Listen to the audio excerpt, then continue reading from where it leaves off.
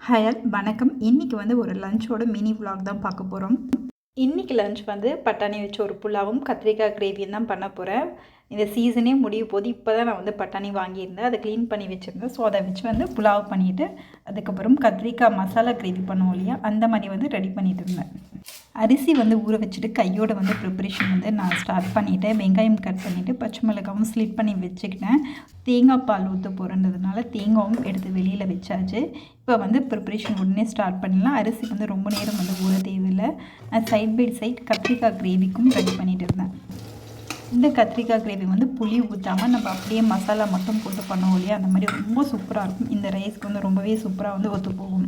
இங்கே புலாவ் செய்கிறதுக்கு வந்து ஆயில் போட்டு ஹோல் ஸ்பைசஸ் போட்டுட்டு வெங்காயம் பச்சை மிளகாய் வதக்கிட்டு அதுக்கப்புறம் தேங்காய் பால் விட்டு அரிசி போட்டு கொதிக்க வச்சு இருக்குன்னா நம்மளுக்கு வந்து சூப்பரான புலாவ் ரெடி. சூப்பரான கத்திரிக்காய் கிரேவி ரெடி ஆகிடுச்சு. லஞ்சும் பேக் பண்ணியாச்சு.